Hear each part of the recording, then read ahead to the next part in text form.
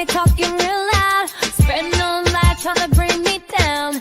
Enemies lurking, but I won't back away. Got a vision in my mind, I'm here to stay. Put my crew beside me, we rise like a tide. When the storm gets rough, we ain't gonna hide. Propaganda swirling, but it won't touch me. Only love around, that's how it's gonna be. Keep moving forward, never looking back. The truth's in the power, it's an unstoppable track. In the city lights where dreams collide, we hustle through the night, fire in our stride. Whispers in the dark can't dim my glow. With rhythm in my soul, I'm ready for the show. We break the chains, rewrite the rules in this concrete jungle where nobody's fools. Unity sings louder than the lies they scheme. In the heart of the struggle, we dare to dream. Keep moving forward, never looking back. The truth's in the power, it's an unstoppable track. Another Queen Ahmadiyyah production. Haze on the corner, they talking real loud. Spreading no lie, trying to bring me down. Enemies lurking, but I won't back away. Got a vision in my mind, I'm here to stay. Put my crew beside me, we rise like a tide. When the storm gets rough, we ain't gonna hide. Propaganda swirling, but it won't touch me. Only love around, that's how it's gonna be. Keep moving forward, never looking back. The truth's in the power, it's an unstoppable track. In the city lights where dreams collide, we hustle through the night, fire in our stride. Whispers in the dark can't dim my glow. With rhythm in my soul, I'm ready for the show. We break the chains, rewrite the rules in this concrete jungle where nobody's fools. Unity sings louder than the lies they scheme. In the heart of the struggle, we dare to dream. Keep moving forward, never looking back. The truth's in the power, it's an unstoppable track. Haze on the corner, they talking real loud. Spreading no lie, trying to bring me down. Enemies lurking, but I won't back away. Got a vision in my mind, I'm here to stay. Put my crew beside me, we rise like a tide. When the storm gets rough, we ain't gonna hide. Propaganda swirling, but it won't touch me. Only love around, that's how it's gonna be. Keep moving forward, never looking back. The truth's in the power, it's an unstoppable track. In the city lights where dreams collide, we hustle through the night, fire in our stride. Whispers in the dark can't dim my glow. With rhythm in my soul, I'm ready for the show. We break the chains, rewrite the rules in this concrete jungle where nobody's fools. Unity sings louder than the lies they scheme. In the heart of the struggle, we dare to dream.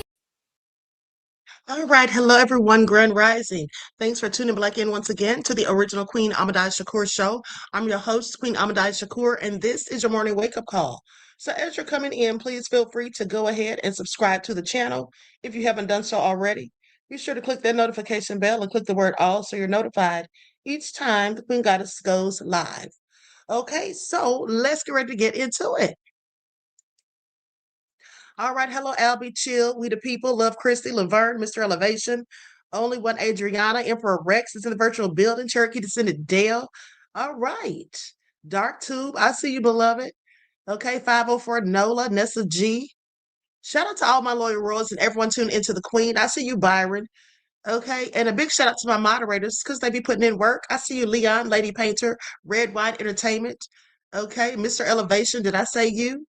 Okay, so now with that all being said, before we get started, hey Sheila, before we get started, let's have a brief word from my sponsor at 12 Tribes. Okay, King Ya is in the virtual building. All right, pretty wings. Okay, so let's get into it. Do not buy 12 Tribes on Earth hair growth oil and hair magic elixir unless you want super healthy, gorgeous hair that grows.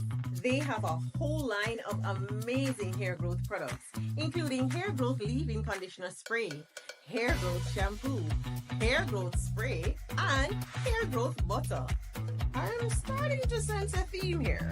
They include quality natural ingredients. They smell amazing, and you can see the results for yourself.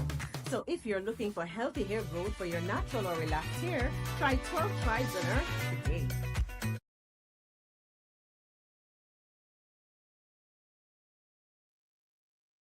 Okay, so don't forget you can purchase 12 Tribes hair oil at Etsy.com. Just look for Lisa Crafts. You can also find it at Walmart.com. And don't forget that she sells beard oil. Okay, so now with that all being said, and without further ado, let's get into it. And so listen, I'm on earlier, a little bit earlier than usual. Okay, I'm gonna do a couple more lives today. Okay, so please pay attention. Now, with that all being said, let's talk about JD Vance because he had a speaking engagement yesterday. And, they say the crowd was less than lackluster. And that also he really got triggered by one of the college students. And also the crowd was heckling him. Okay, so we're going to go to some of the footage, look at some of the clips. And I think the entire thing is like an hour and 20 minutes, but we're not going to get into all that. We're just going to look at a few clips. Okay, and then we have to talk about these homeless people in Utah. What they have put these people in or what they are planning on doing, it all sounds nefarious like a concentration camp. And so we got to get into that.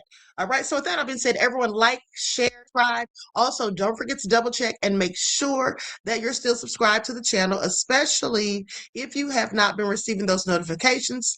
And again, you all know how they unsubscribe people on a regular basis. Okay. So that all being said, let's get into the first clip. JD Vance comes to Erica Kirk's defense against critics. Now, mind you, Erica Kirk was also supposed to speak at this same engagement. This is a TPUSA engagement, so of course she was supposed to be there, but she canceled at the last minute, saying that there had been some security concerns. Okay, basically saying that she received some threats. Now, with that all being said, some people are speculating that the real reason that she didn't show up is due to the lack of ticket sales. I can't substantiate any of it, but that's just what has been said. Okay, now let's get into it.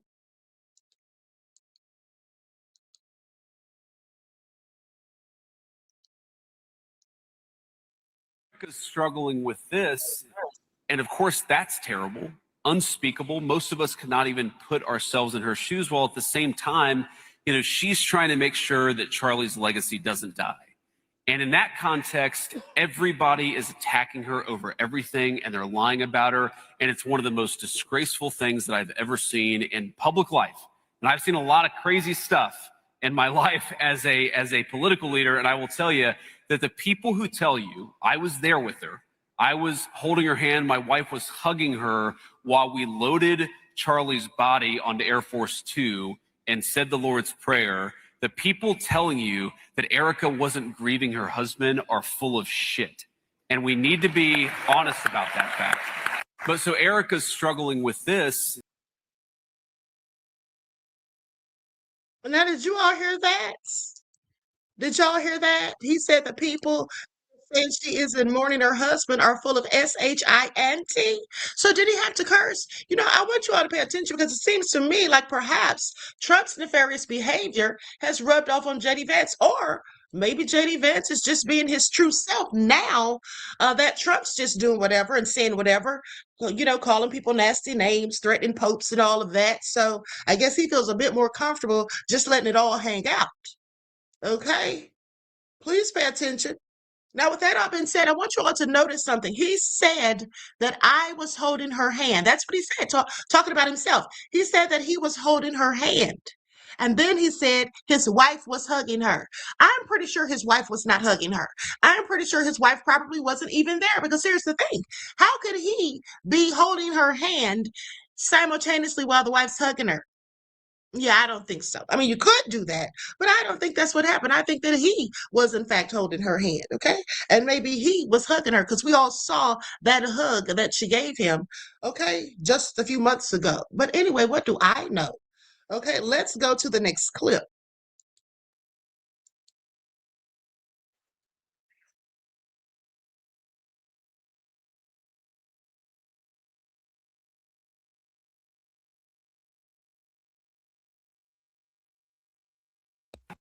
I think it's very, very important for the Pope to be careful when he talks about matters of theology.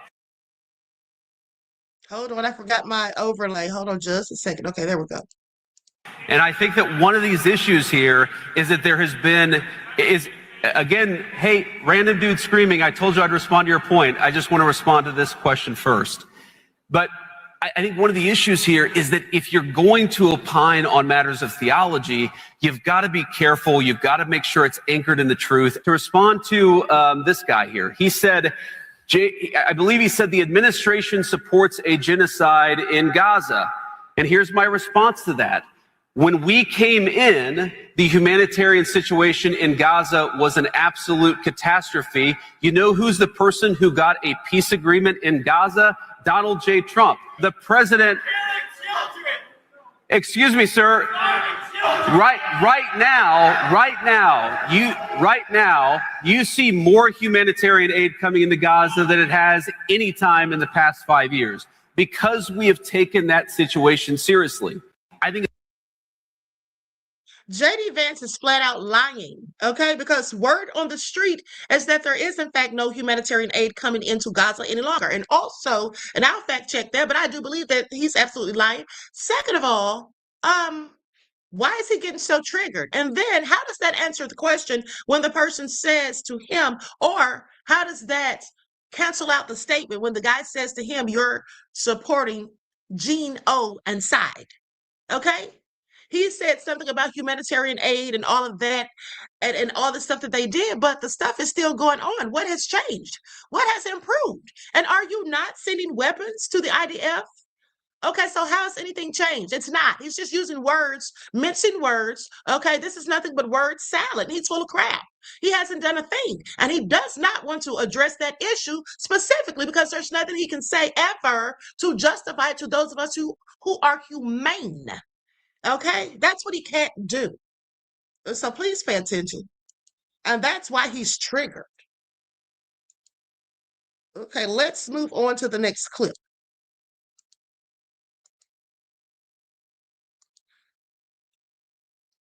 Protesters repeatedly interrupted Vice President JD Vance at a University of Georgia event with one yelling, "You're bombing children."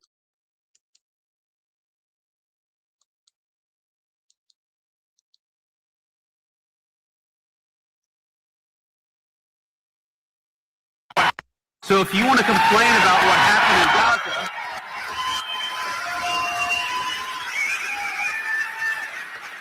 so if you want, sir, to complain about what happened in Gaza, why don't you complain about Joe Biden in the last administration? We're the administration that solved that problem.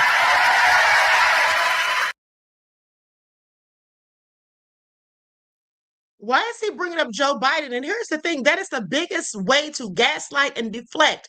Someone asks you something or accuses you of something, and then you want to point the finger at someone else and ask them, why don't you ask that person? Well, they don't want to ask that person, sir. Clearly, that's why they're asking you. And also, Joe Biden is no longer in office. You are. So with that all been said, it makes a logical sense that they would be talking to you.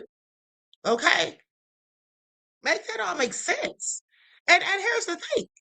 What is asking Joe Biden going to do to explain why they're doing what they're doing right here and right now in 2026 when he and Trump are the president and vice president? That's still not going to answer that question. So what's the point? Okay? Shifting the blame. And by the way, not only was our administration like the administration that solved the problem, but the president. I'm sorry to keep interrupting, but what problem exactly did they solve? What problem did they solve? Sorry, has anything changed?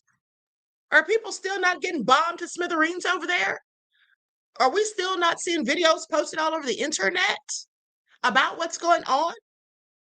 Are journalists still not losing their lives for reporting what's going on over there? Okay? Because one just got killed last week. Okay, so with that all being said, let's continue. Excuse me, sir. Right now, you see more humanitarian aid coming into Gaza than it has any time in the past 5 years because we have taken that situation. So if you want to complain about what happened in Gaza,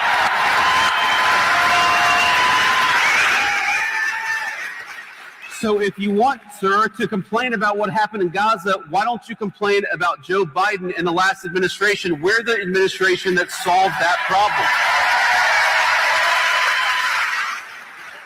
And by the way, not only was our administration like the administration that solved the problem, but the president. Excuse me, sir. Right now, you see more humanitarian aid coming into Gaza than it has any time in the past 5 years because we have taken that situation. So if you want to complain about all cap. JD Vance breaks silence on current situation. Global pressure builds. What's happening?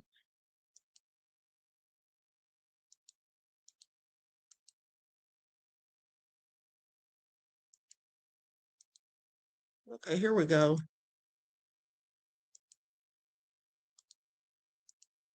right now. What Iran is doing in the Strait of Hormuz is creating serious pressure on the global economy. They are trying to influence international trade in a way that affects everyone, and that's not acceptable. The United States is not going to stand by and ignore it. That's why you're seeing firm steps being taken right now. We gave diplomacy a real chance. We had conversations, we looked for solutions, but at the end of the day, there has to be responsibility on both sides. Our message is simple. Global stability matters. This isn't just about one region, it impacts the entire world. Markets react, energy flows shift, and everyday people feel the consequences. That's why these decisions are being taken seriously. We're focused on stability, on balance, and on keeping things under control. Now the choice is clear: move toward cooperation or continue down a path that leads to more tension. When he's talking about global stability, it's very interesting because it is the reason everything is unstable is because of Trump. What Trump is doing, along with Netanyahu. Trump didn't have to start this war. No, you can't sit here and act like it's all Iran's fault. And that's just what you can't do. We would not be in this predicament, period, if only Trump's stupid self had said the same thing that President Obama and President Biden said to Netanyahu. And that is simply no. That's all he had to say. No. But he didn't do that, did he? And so here we are. And so here we are.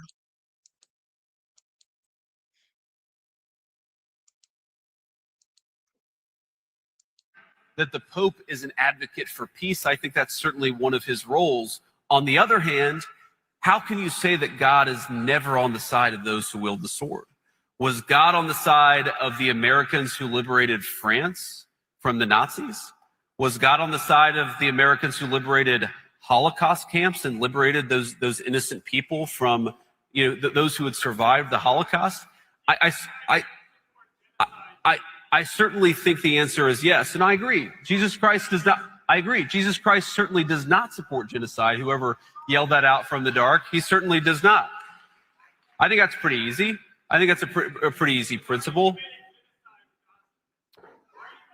Okay, so here's a guy. Let me just say this. This is a guy. No. I believe he said the administration supports a genocide in Gaza. And here's my response to that. When we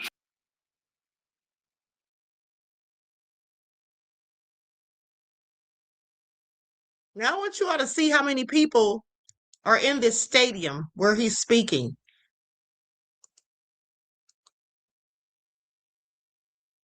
It doesn't bother me when he speaks on issues today.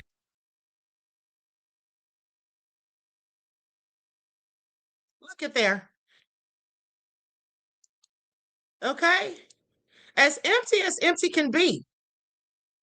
Just as empty can be. Let's look again. There's nobody there, people. Okay? And that's because people have found out exactly who Erica Kirk really is. And of course, nobody wants to hear JD Vance because they liken him to Trump and the nefariousness of it all. And also, let me just say this, speaking of Erica Kirk, remember a few weeks ago when they said that Iran had hacked Kash Patel's emails? Well, guess what? Ha! Love Christie said you can hear a pin drop. Of course. But listen to this, beloveds. So remember when they hacked Cash Patel's emails and we saw him fairy dancing, no less. Well, you know what has come out now? Allegedly, they also hacked Erica Kirk, the Trump administration. There is a video, which I will show later, with a man with his face blurred out and his voice distorted, and he is spilling all of the nefarious tea on Erica Kirk and Trump's administration and the ties to just some nefarious things. I'm not talking about the Epstein files, but these things are nefarious nonetheless. And I find it all interesting. Okay, I find it all interesting because basically the allegations that people have been making about this woman, you know, if this is true, what he is saying, then it all is true.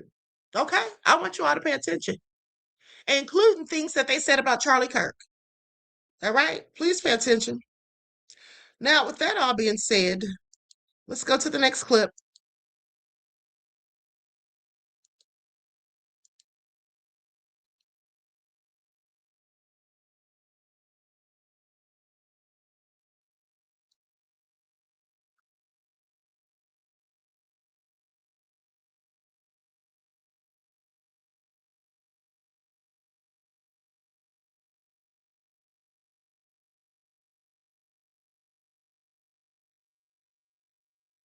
Okay, sorry for the delay. I had a technical difficulty for a second. I don't know what happened to the screen. Okay, here we go. Now listen to this. JD Vance just threw Donald Trump under the bus on live TV, and it looks like Vance may have done it on purpose. Now, this is today on Fox News, where JD Vance was conducting his first interview since his overseas trip, a trip that looks like Trump set him up to fail in both Hungary and Iran. Well, Vance was asked about Trump's blockade of the Strait of Hormuz, and Vance said this: "What Iran has done is engage in an act of economic terrorism against the world. As the president showed, two can play at that game." That is Vance essentially accusing Donald Trump of economic terrorism. And I believe there's more than meets the eye, as this is not the first time that Vance has made a move against Donald Trump. Now, I believe that Donald Trump tried to set JD Vance up to fail in Iran and Hungary, knowing both those situations would fail, because I don't think Donald Trump likes Vance. I think he's stuck with him. He's the one guy he cannot fire, so he's trying to make him look bad. But Vance sees that, and he is making these subtle jabs at Donald Trump whenever he can. Now, I may be wrong, but I believe there's more than meets the eye. Stay tuned.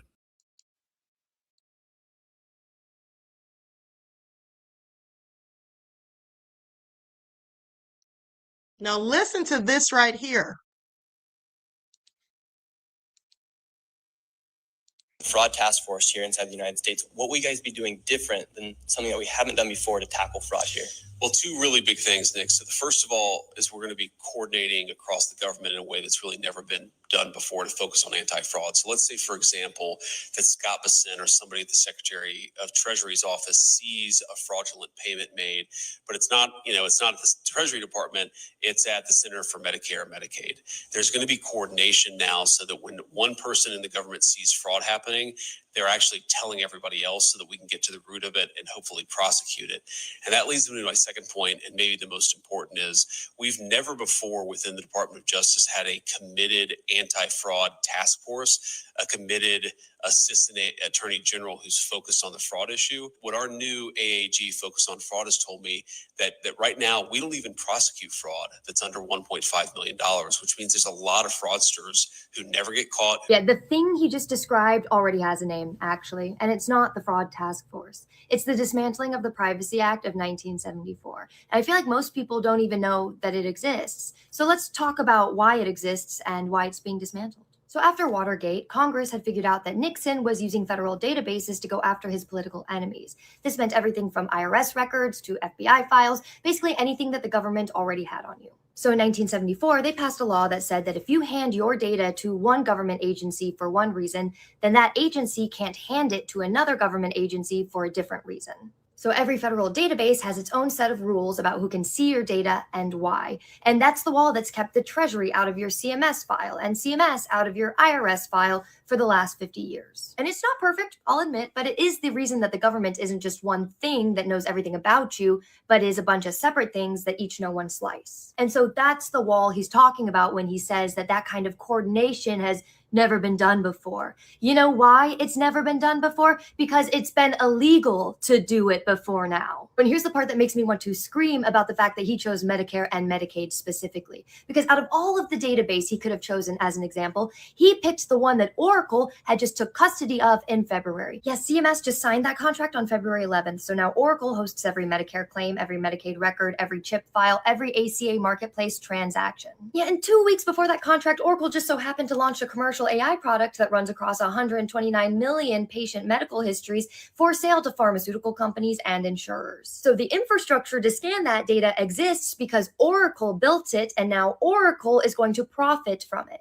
Oh, and don't you just love the part where he says that he just found out that the DOJ doesn't prosecute fraud for under $1.5 million and that his task force is going to change that? They don't skip it out of negligence. They skip sub $1.5 million cases because the human investigation often costs more than the recovery. And nothing about that math changes if you just hire more prosecutors, right? The only thing that would change that math is if the investigation were to become free or nearly free. And the only thing making an investigation free or nearly free is a computer doing the flagging. Now, to be clear, legally speaking, J.D. Vance did not say that is what the government is doing, but in some ways, he didn't have to, okay? Because the math he gave us only works one way. And he just said that these prosecutions are going to ramp up in a matter of months. And you don't build up a prosecution pipeline in months, okay? You flip a switch on one that already exists. And think about who's actually on Medicare and Medicaid. It's kids, it's elderly people, it's disabled people, it's pregnant women, it's people who are working jobs that don't give them insurance, it's people whose lives don't fit neatly into government forms because their lives are complicated. Because when a computer is scanning 150 million CMS records looking for fraud,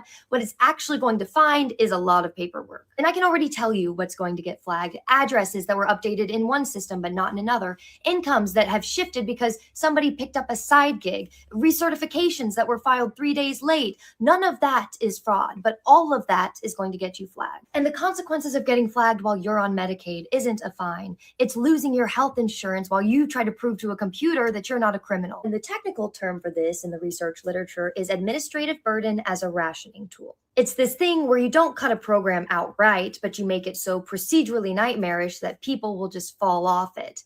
And automating it kind of industrializes that, no? Well, if this goes against the Privacy Act of 1974, then how is this legal? Well, I'm so glad you asked, because in March of 2025, President Trump signed Executive Order 14243. It's called Stopping Waste, Fraud, and Abuse by Eliminating Information Silos. So it orders federal agencies to give officials full access to all unclassified records for the purposes of detecting fraud and to rescind any internal rule that would get in the way. You know, that's the legal mechanism it's working through. And in November of 2025, CMS published a notice in the Federal Register saying that it would start sharing Medicaid data with ICE, citing that executive order as the legal authority. And in December of 2025, a Republican from Indiana named Aaron Houchin introduced HR 6749, which would turn that executive order into permanent law. And that proposal is sitting in committee right now with almost no public attention on it. And if that does pass, then future presidents won't be able to reverse it without Congress voting yes. So now to the part you actually want to know. What do you do? Well, I'm going to be honest with you, because the version where I hand you a 5-step plan and tell you that you'll be safe if you follow it would be a lie. You cannot opt out of being in the CMS database if you are on Medicare or Medicaid, and you cannot encrypt your way out of a claims record. The data already exists. It's there. It's got a file on you, and that's just what it is. It is what it is. What you can do is 3 things, and I'm going to go in the order in which they matter. Number 1, shrink the commercial data that gets fused with federal data, because these alleged scanning systems don't just look at your CMS file. They're going to be pulling in Venmo, Cash App, your location history, anything that they can buy from a third-party data broker, because buying doesn't require a warrant. If you're in California, you can go to privacy.ca.gov/drop. It's a free state-run site. There's one form you fill out. I filled out mine the other day. It takes 5 minutes and it removes you from 500 different data brokers at once. For everyone else, then Delete Me or Incogni will also do it, but for a small fee. I'm not sponsored by them, so I don't have a code for you, unfortunately. I think it's like $150 a year or something. You know what? Actually, Delete Me, Incogni, sound off in the comments. Hook my people up. Give them a discount. We can call it Big Brother Blackout. We're gonna call it the Big Brother Blackout. And honestly, just stop using Venmo and Cash App for anything that you don't want read back to you in a courtroom. I don't know what that means to you, but just for whatever it's worth. Anything that wants you to keep a social feed of your transactions, red flag. No, don't do it. Number 2, keep your paperwork airtight across government systems. Okay? And I hate giving that advice because it puts the burden on you to be a perfect bureaucratic citizen in order to not get flagged by a machine, but that's exactly the trap.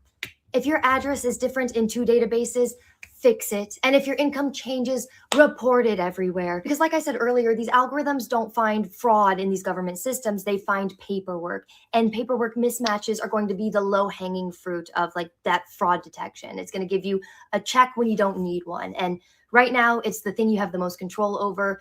And I'm sorry. So that's 2. Sorry. And number 3, the thing that actually changes this at scale is not any one individual action. It's the legal pressure on institutions that can still help stop it. The ACLU, EPIC, the Brennan Center, all of those organizations are going to be the ones that sue over Executive Order 14243 and also the CMS to ICE data sharing. But the one thing I want you to walk away with, if nothing else sticks, is this. The administration is not hiding what they're doing. They're building this in public. They're not even being that shy about it. They're promoting it with Nick Shirley. They're just counting on nobody being able to understand what they're looking at until after this thing is finished.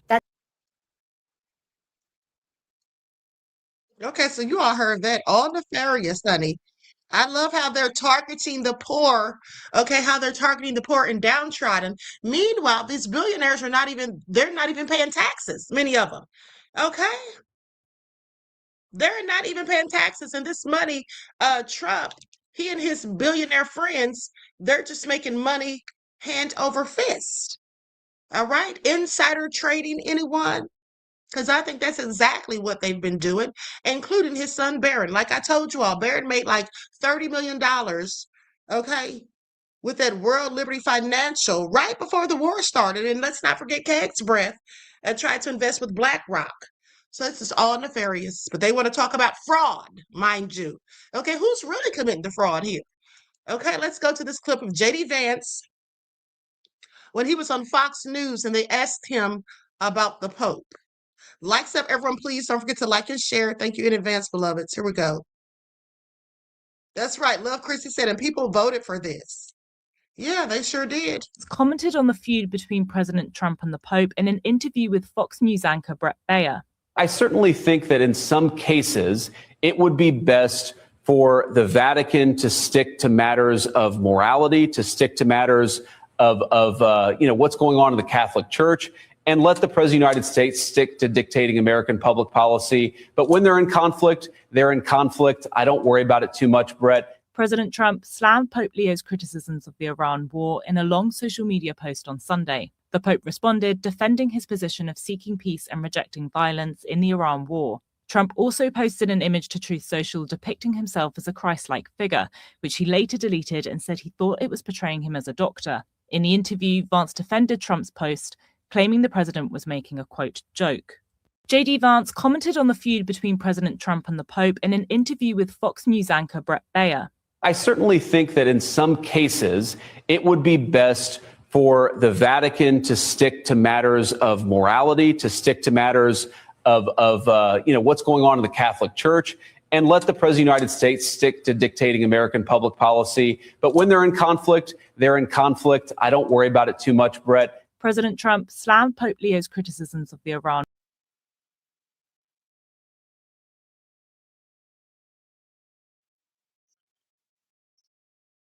Okay, I'm sorry. I was trying to load this other video for you all. Now, Trump says they say that was a joke, and Trump said he thought he was a doctor. Okay, now we know that Trump is stupid, but he's not that stupid. He knew exactly what he was doing. Okay, he knew exactly what he was doing, but hold on. Hold on, because this is the joke right here. Here's the joke.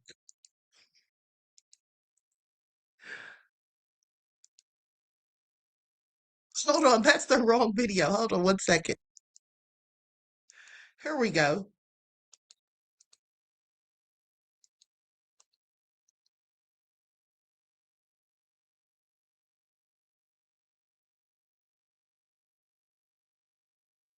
This is the joke right here. Do y'all see this? Do y'all see this? Now, I don't know who did this, but they are so wrong. And I thought it was me as a doctor and had to do with Red Cross as a Red Cross worker there, which we support. And only the fake news could come up with that one. So I just heard about it. And I said, how did they come up with that? It's supposed to be me as a doctor making people better. And I do make people better. I make people a lot better. I did post it, and I thought it was me as a doctor. I am so done. Okay, I'm so done. Shout out to Kevin for sending me that this morning. Okay, that was a good laugh. Trump have several seats. He knew exactly what he was doing. Okay? He knew exactly what he was doing. Please pay attention. Yeah, exactly. He does think we're stupid. He truly does. Liberal views of mine do you disagree with? I don't want a pedophile in the administration. Any of them. None of them. Do you disagree with that? Do your conservative views disagree with that statement? I don't believe that God told Donald Trump to go bomb Iran. Do you disagree with that? Do you actually believe that God told Donald Trump to bomb people? That's what you believe? Those are your conservative views? I don't believe we should be sending $18 billion a year to a country and then let people starve in the streets in our country. I believe in America first. You disagree with that? I believe in lower grocery prices and lower gas prices. Do you believe in that? Because starting this war doesn't help at all. I believe we should have better health care, more affordable health care in our own country, America first. Do you disagree with that? What views of mine do you disagree with so much that you hate me so much for? I want to know specifically. Let me know. What liberal views of mine do you disagree with?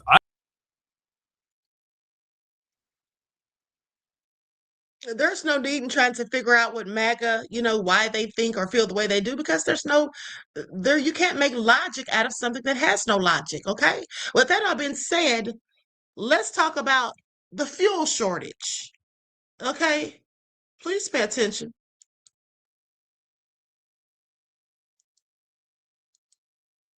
Exactly is the world going to run low on fuel?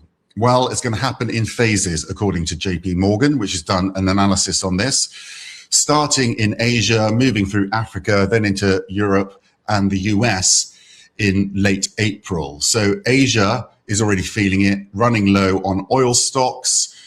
And that's because they receive oil from the Middle East first. So it typically takes between 10 and 20 days. The last oil shipments left the Middle East at the end of February. And in Southeast Asia, for example, stocks are already down by 41%. So you're starting to see shortages there and obviously prices soaring. Africa will come next. So they'll start feeling it in early April. According to JP Morgan, it'll be mid-April for Europe and then on to the United States. The US and Europe do have their own stocks and their own supplies, but they'll start running lower as well, and prices will just keep going higher, basically, until the war stops and they can reopen supplies in the Middle East. When exactly is the world going to run low on fuel? Well, it's going to happen in phases, according to JP Morgan, which has done an analysis on this, starting in Asia, moving through Africa.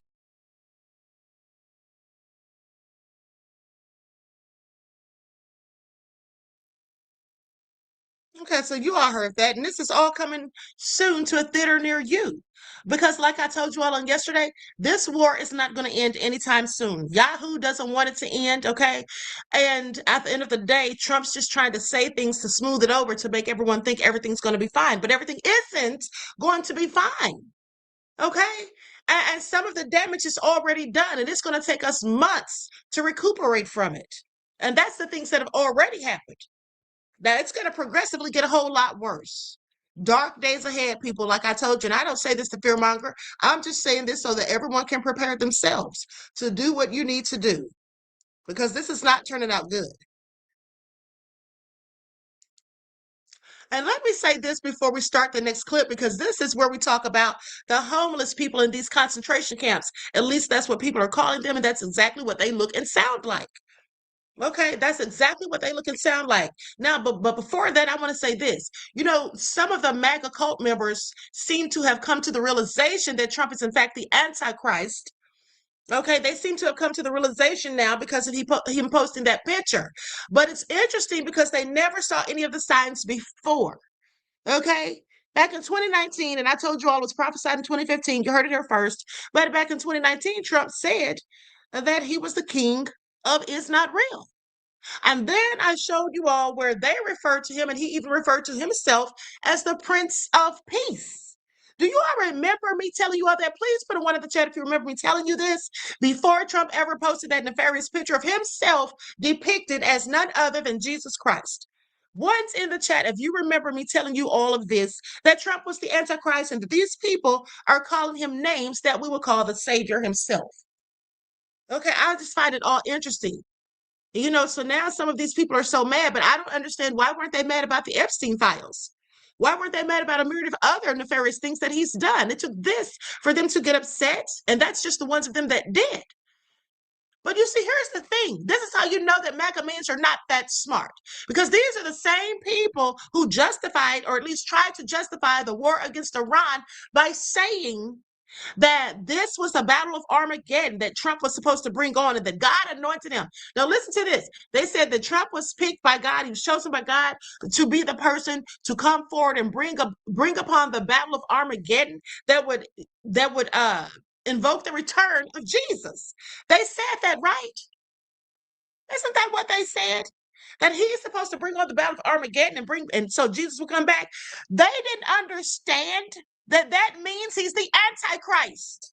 Because who else does that in the Bible, in the book of Revelation? That's what the Antichrist does.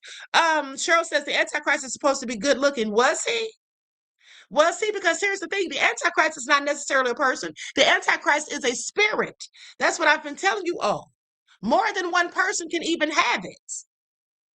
Okay, and I've been telling you all that for years. Now, even if you listen to what Marjorie Taylor, used to be MAGA Green, said when she posted on her X account the other day, and I showed it to you all, she said that Trump has the Antichrist spirit. Yeah, he does, because that's what it is. It's a spirit. The person's just going to look like what they look like. And unfortunately for us, he looks like an orange, okay, that's been left out just a little bit too long. But with that all being said, let's talk about this homeless encampment, because here's the thing. Now, when I first heard this, I said that this can't be true. Let me go and look into this, because I know good and well this is not about to happen. But sadly, it is. So let's talk about it, because here's the thing. Some months ago, 5 months ago to be exact, this right here was reported by MS Now, why Utah has become the test case for Trump's homelessness agenda. Now, I had never seen this video, but I found this. This is when they were prepping for it. But now it's all coming to light. Okay? Claudette said sun-dried. Okay? With that all being said, here's the thing.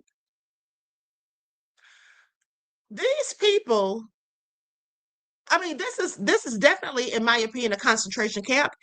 Okay, how could it be anything else? And then here's the thing. They said that the person was telling me that when they get put into this camp, they cannot leave. So they're not free to go and come and go as they please. And I said, now I know that definitely can't be right. So let me just look into it.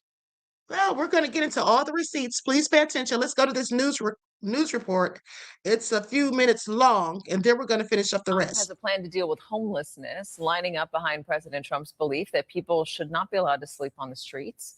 State officials say they're preparing to pull more than 1,000 homeless people out of Salt Lake City and into a sprawling campus on the outskirts of town.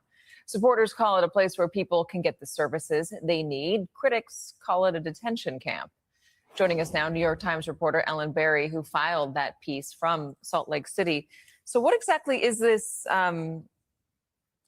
campus, this camp?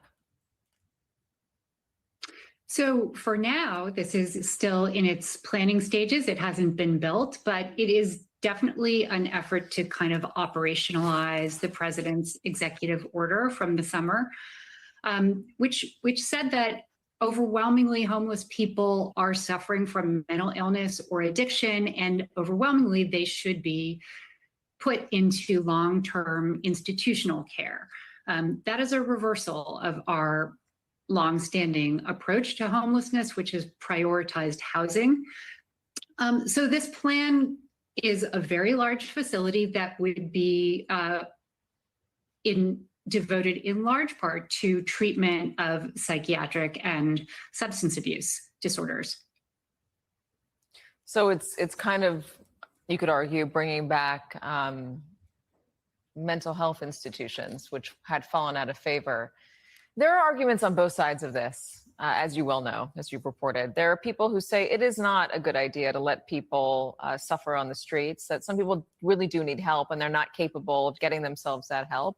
And there are others that say if you force them into an institution or camp or campus, whatever you want to call it, and you don't allow them to leave, you violate their civil rights, you violate their free will. Do we have a sense of what this campus, if it's actually going to be staffed, if it's actually going to have the resources they need, and how it's going to be funded?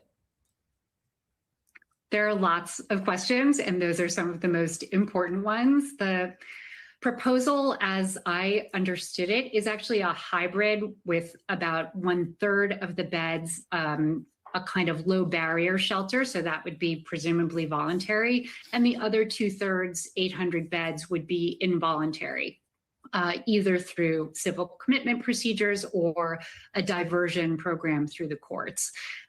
So you're sort of looking at a large facility that is in part involuntary and in part voluntary.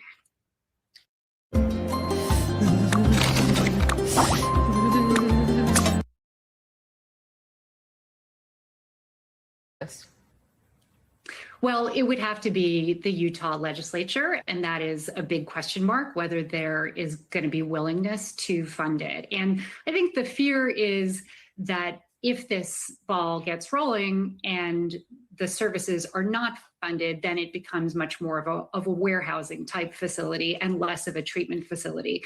So this is what is not yet clear.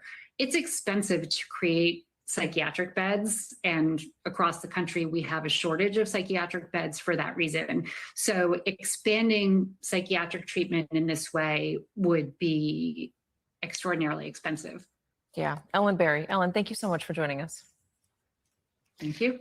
Joining us now, Utah State Senator. She was featured in that piece, Jen Plum, a Democrat who represents Salt Lake City. She's also an ER physician. Thank you very much for joining us. Thank you for having me here. What are your concerns?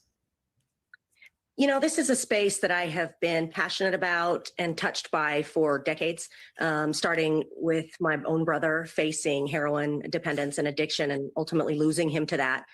And then coming into the space as a clinician and an advocate, and now as an elected person, I think that I share the hopes that many of those thinking in this space are, and then that is what we can get people better lives, and that we can do things with policy that will get people into spaces where they aren't living in such desperation. But seeing this proposal and seeing it come from a homeless services board that doesn't have a single medical person on it to represent what it would take, I'm worried that these good intentions have the potential to lead to wasted time, wasted money, and violations of people's civil liberties. So for me, that's kind of the, in a nutshell, concerns that I have. That is a good point. And again, I think it's important to remember that there are people that do really need help and are struggling, and there are family members who want their loved ones to get the help that they need. And sometimes, in some cases, voluntary is not necessarily an option. That being said, you are a part of the legislature and you've expressed your concerns. Is there a way to amend any legislation that might come up to make it so that it's mandatory to have a certain number of healthcare professionals, of addiction professionals, psychiatric professionals on staff and there every year in order to make sure that these places don't become detention centers? I think that's really a crucial point. And how much of that happens in policy and code versus how much of that happens in planning, that all remains to be seen. You know, we've almost hit this inflection point where folks are saying, oh, housing first didn't work. Now we need this treatment first model. And for me, I don't see it that there's opposing camps. I see it that there's the same needs for people. And for me, housing first was supposed to mean get a roof over people's head first, and then get them the treatment they need, the supports they need, the case management they need, the education they need. Housing first, for me, that's what that meant, and then build upon. But our systems didn't necessarily fund those resources, right? So we call it a failure when really it wasn't the structure or the system so much as the resources there. Yeah. We're not that far apart on what people need. Where our chasm is the expectation of whether or not we can force people into it or not. I personally know from a fact, from a family member and from a clinician, you cannot force people into wellness. You have to provide an environment that supports them, and they have to want it. Yeah, that's a good point. And there's also, I mean, when the institutions were dismantled, there was an idea that they weren't safe spaces, they weren't helpful, and that it would be better for people to be in the community and be treated in the community so they could be closer to family and they could recover and become a functioning part of society. It was that second step that never got followed through on, which has led us to where we are today. Do you have a partner in the legislature right now that is willing to try to put this down on paper to make sure that if this facility does go online, that it can actually be a model of success rather than just another, failed attempt to solve a complicated problem?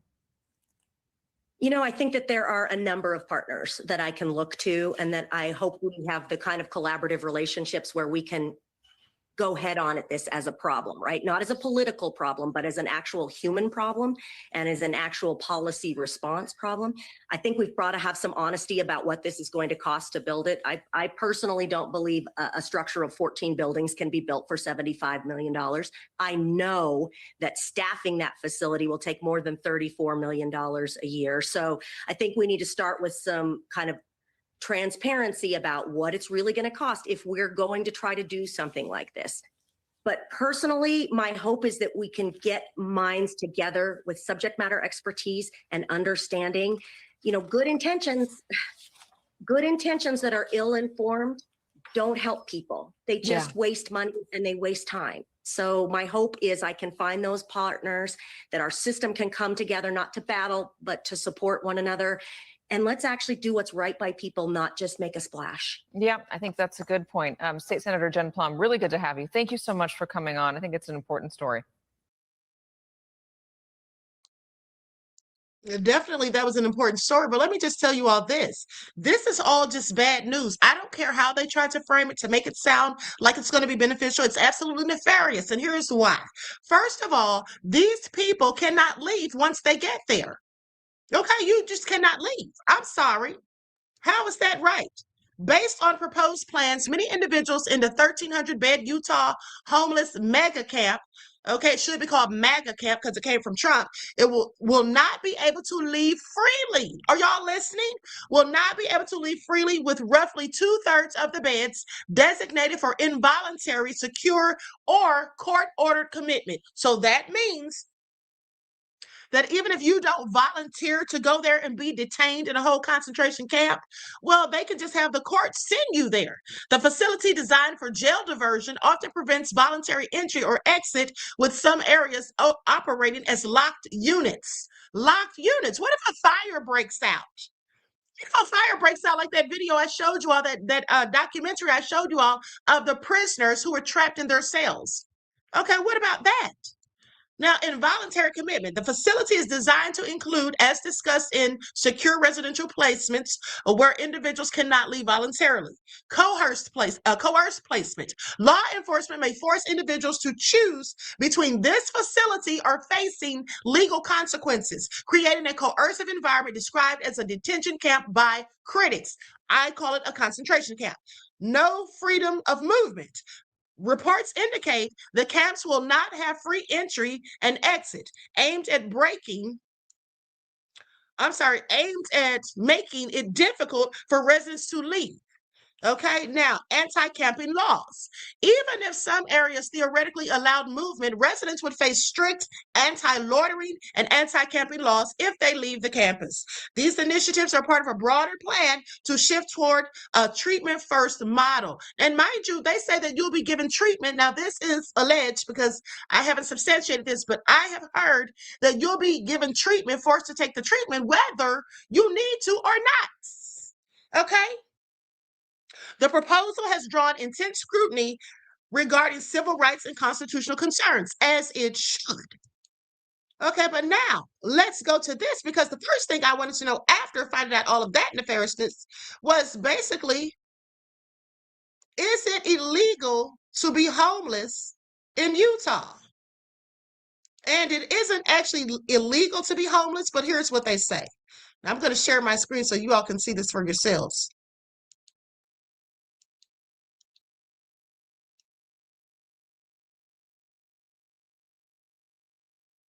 Now, look at this. They're mincing words. Okay, they're saying it's not actually illegal, but just pay attention to what they say that it actually is. Okay? So it basically says, I typed in, is homelessness illegal in Utah? It says homelessness itself is not a crime, but Utah has increasingly criminalized activities associated with it, such as camping on public property, loitering, and panhandling. Recent 2025 legislative trends, often supported by federal shifts, focus on forced, large-scale shelter environments and strict restrictions on sleeping outdoors. And so basically it is legal, okay? They're criminalizing it. You can't sleep outside in a public, or you can't camp or sleep in a public place, okay? Or you can't loiter, you can't panhandle. All right, if you're homeless, you're going to be doing one of the three. Now, following the U.S. Supreme Court's grants past decision, local governments can ban sleeping outdoors, allowing police to ticket or fine individuals for sleeping in public places or spaces. All right? And then they talk about habitual offender concerns. Potential legislation aims to classify individuals with multiple petty offenses, common among unhoused populations, as habitual offenders, potentially leading to harsher sentencing. What would they sentence a person to? Okay. Large-scale detention efforts. Proposed controversial strategies include creating large government-run facilities to move unhoused people from public streets, with some proposals suggesting forced involuntary stays. And I want to tell you something else. Please pay attention to this, because that's not the end of it. There's always more. Now, I want you all to think, now, mind you, this is just my opinion, and this is what my spirit tells me. With that all being said, remember how I've been telling you all for the last 2 or 3 years about the social credit reporting system that's going to be coming here, like the one they have in China? Okay. And remember how I've been telling you all that they want to turn us all into slaves. Remember how I've been telling you all that BlackRock has been buying up, and these other corporations have been buying up all of the private properties. They've been buying up single family homes. Why are they buying up all of the stuff? They've been buying up the farmland, because what did I tell you numerous of times? That they want us to be solely dependent upon them. They don't want people to own their own businesses. They don't want people to just be able to do things freely. They want us to have to come to them for every little thing.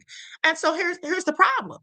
They also want more people to be homeless. You see, because the more people that are homeless, the more people they can put inside those concentration camps. And when they say that they're treating you for illegal substance abuse, even if you aren't a person who has ever used illegal substances, allegedly, then guess what? They could actually be giving you some sort of experimental substance. They could be experimenting on you scientifically. Let us not act like they haven't done this before in this country. They have sterilized people in this country for 30 years without the people's consent. And most Americans don't even know that, because they don't read, study, or research. And it didn't happen to them.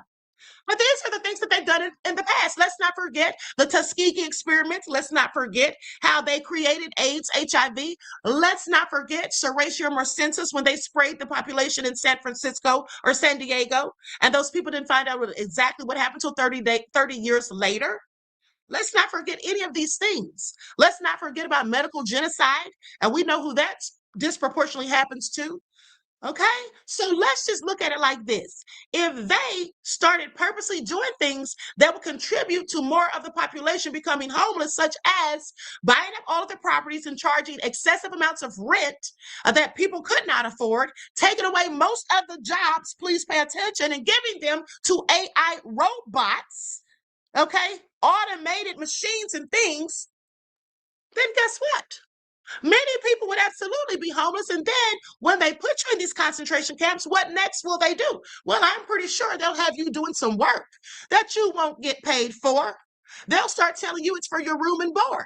Well, you got to, we got to buy food to feed you guys. We got to keep the place fixed and all of this.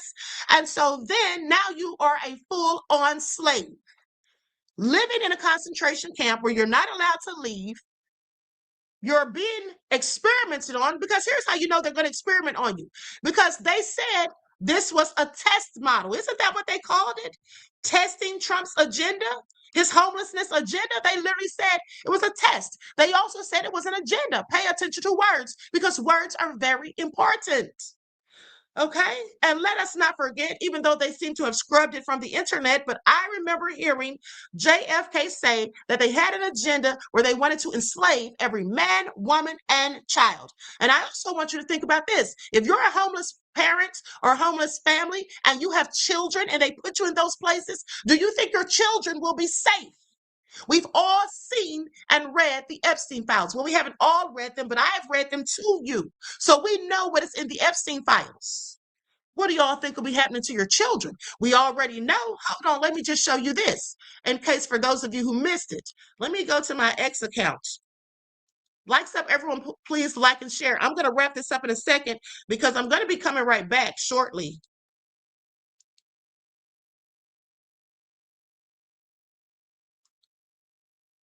Okay, I'm going to share my screen.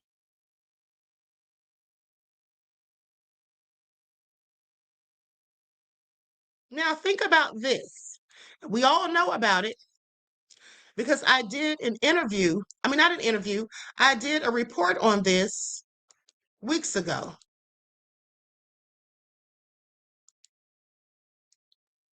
You see this? Is ICE R-wording girls? How can girls become pregnant in an all-women's facility separated from men? Well, you know how that could happen. ICE has to be doing it, okay? And then you've also heard what was happening to the people over there in Gaza when they were locked up and they were put in these detention centers, as they call it. All right? So with that all being said, you won't be safe, nor will your children. Nor will your children. This is all so nefarious.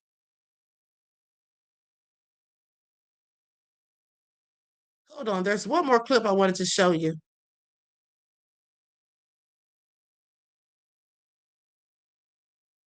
This is the lady from Young Turks speaking about some information that she has come across.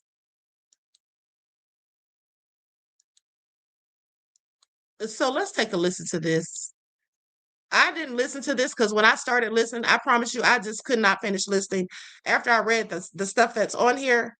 But let's get into it. Okay, I'm going to put an overlay on the screen.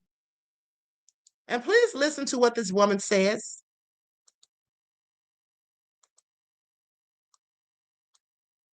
A scathing report by Euro-Mediterranean Human Rights Monitor finds evidence of sexual torture of Palestinian detainees, and they find that it's organized state policy endorsed by the highest political, military, and judicial authorities in Israel. Here's a headline about it.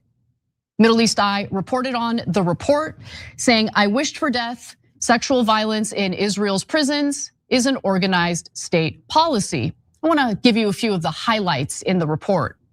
So it relies on testimony from former detainees, Palestinian detainees.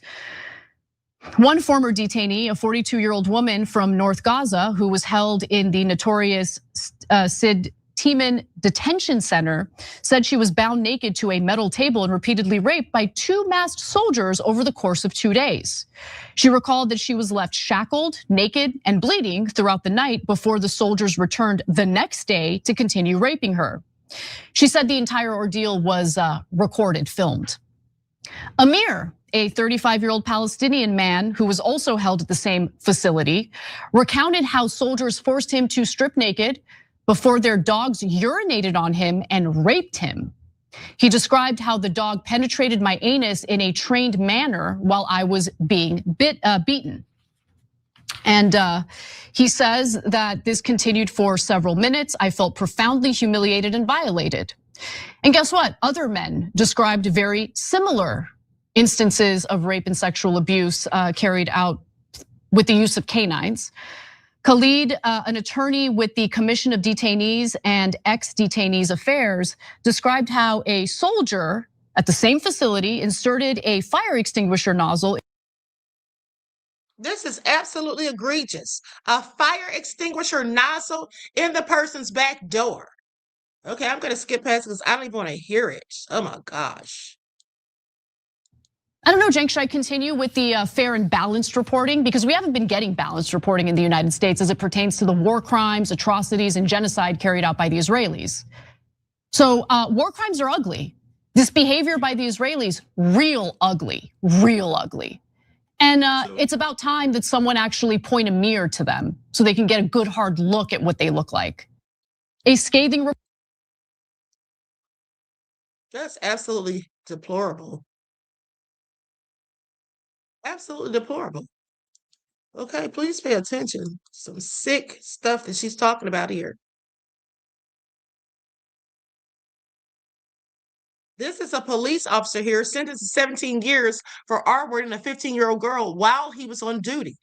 DOJ, they say, abused his power as a police officer to target, isolate, and R-word minors in his care. U.S. Congressman Thomas Massie says that we need to end all U.S. military aid to Is Not Real. And many people agree. This is a MAGA minion, Nebraska Trump supporter who groomed and sexually abused children aged 13 to 14, found guilty. His name is Warren Arledge.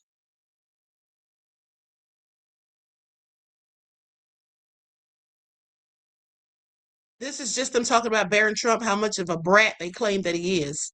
I find it all interesting because I could have guessed that he was a brat. Now, listen to this, though. This is important to note. Breaking, European countries are all set to give massive setback to Is Not Real. Yesterday, Netanyahu said EU has become morally weak. He's the last one who should ever mention anything about morals. He says they have become morally weak. They're losing their identity. Well, today, 26 countries have expressed their will to suspend partial defense agreements with Is Not Real. And let's see who was involved in this. They say also, please note that Spain and Italy have already suspended their agreements with them. So you have Austria, Belgium, Bulgaria, Croatia, Cyprus, Czech Republic, Denmark, Estonia, Finland, France, Germany, Greece, Ireland, Latvia, Lithuania, Luxembourg, Malta, Netherlands, Poland, Portugal, Romania, Slovakia, and Slovenia. That's where Melania's from, isn't she? Yeah, that's where Melania's from. And Sweden. This sums up 26 out of 27 countries. Okay? It says It's Not Real accounts for 32% of defense agreements with these countries. It is all set to go financially weak. All right? And so, I guess they're fed up. Now, this is what Bishop Talbert Swan posted. Okay, he's talking about a racist white nationalist pastor. Okay, it's breathtaking. He's a weak, arrogant little man standing on centuries of colonization, slavery, lynching, and global welfare, yet has the nerve to label Black people as violent while history is still dripping with the bloodshed of people unjustly slaughtered by those he represents. You don't get to rewrite reality from a pulpit built on bones. Fix your own house, Dale, before pointing the fingers. I absolutely agree.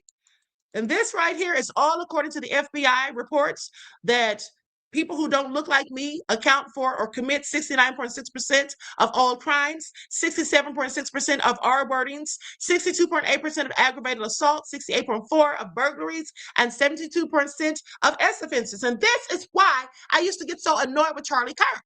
because he was always trying to tell us what's wrong with our community while never looking or pointing the finger at his. Okay, because they have more crime than we do, and that's just the facts. Now, with that all being said, most are committed by white men that claim to be Christian, like Dale James Partridge, who only make up 30% of the population. And that's another thing, too, because they love to tell us that we only make up 13% of the population, but commit 50% or more of the crime. Well, you know, we could say the same of them. Okay, the men specifically. And then he talks about how white men murder 55 million Native Americans, 60 million Africans and their descendants via the transatlantic slave trade, slavery and lynching, 2 million in the Civil War, 37 million in World War I, 85 million in World War II, 1 million in Iraq and Afghanistan. And always talking about violence or blacks are violent. Okay, please make it all make sense. And look at what he posted. America has 5 core enemies: Zionism, liberal women, Islam, Hinduism, and violent blacks. That's what he said. And here are the solutions. Eliminate dispensationalism, repeal the 19th, mass deport Muslims and outlaw Islam, mass deport H-1Bs and outlaw Hinduism, and publicly hang murderers. Do y'all hear this? Why does he have such a problem with Muslims and people who practice Hindu? I just have questions. So there you have it, folks. There you have it. I find it all very interesting. With that all being said, listen. These are some trying times that we're about to go through. This is exactly what I mean when I talk about spiritual warfare. We all have to be prayed up and trying to make sure that we're right with God and that we're, you know, taking care of the people around us that we care about and taking care of ourselves. The last thing we need is low vibrational frequency energies and low vibrational people in our midst, because energy is contagious. Let us not forget. So with that all being said, I will be back at 1 o'clock with another broadcast. We're going to talk about some of the war updates, okay, and other things. And so with that all being said, I hope you all enjoy the rest of this beautiful day. Each one teach one. That's how we grow and thrive. Do something productive, constructive, but never destructive. And always remember, beloveds, to keep the Most High first in your lives. Until next time, peace.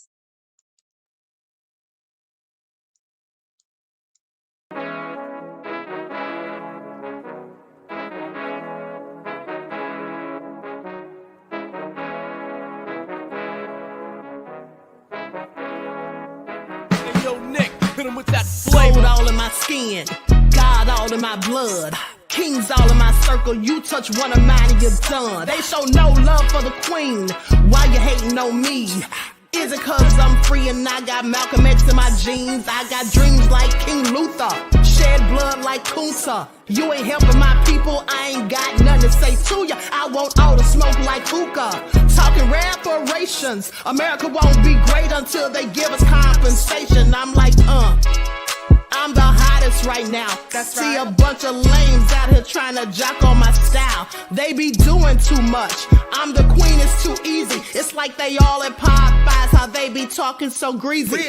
I just sit back and laugh while these haters get madder. So nefarious how they don't want my pockets with cheddar. I tell them they can do better. These snakes in the grass can leave a bite on your ass, cause y'all be trusting too fast. I got my foot on the gas, other one on they necks. Dropping receipts on haters, you better show some respect. I'm never facing regrets, we only facing the threats. Running through every challenge like a relay, break no sweat. It's a cold game, so I got that blanket with me. Now that my people awaken, ain't no going to sleep. I do not play by my piece. This time I'm playing for keeps. You talking slick, but when I see you like them ends, we gon' meet. And I got gold all in my skin, God all in my blood, kings all in my circle. You touch one of mine and you done. They show no love for the queen. Why they hating on me? Is it cause I'm free and I got Malcolm X in my jeans and I got gold all in my skin, God all in my blood, kings all in my circle. You touch one of mine and you done. They show no love for the queen. Why they hating on me?